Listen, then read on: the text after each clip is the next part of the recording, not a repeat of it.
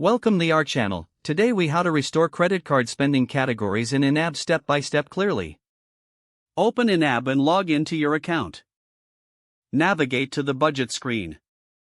Locate the credit card account you want to adjust. Click on the credit card account to view its details. Select the transaction tab within the account. Identify the transactions you want to categorize. Click on the transaction you wish to edit. In the category field, choose the appropriate spending category. If the desired category is not visible, use the search bar to find it. Review the other details of the transaction if necessary. Repeat this process for each transaction that needs recategorization. After all transactions are categorized, return to the budget screen. Check that the changes reflect correctly in your spending categories. Make sure to verify that your credit card payments align with your budget plan. Adjust any budgeted amounts if needed to stay on track. Once all adjustments are made, review your overall budget. Confirm that everything accurately reflects your spending habits. Close the credit card account details to return to the main budget view.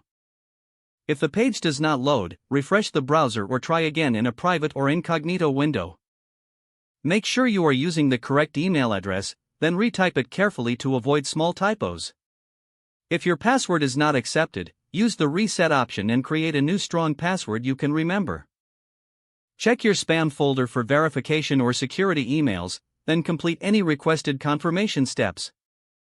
Enable two-factor authentication if available to improve account security and reduce unauthorized access risk. After signing in, review your profile details so your contact information and settings are accurate and current. If you see an error message, note it down and try again after restarting your device and internet connection. Log out when you finish, especially on shared devices, to keep your account and payment information secure. If the page does not load, refresh the browser or try again in a private or incognito window. Make sure you are using the correct email address, then retype it carefully to avoid small typos. Don't forget to like this video and subscribe to our channel for more step-by-step tech guides.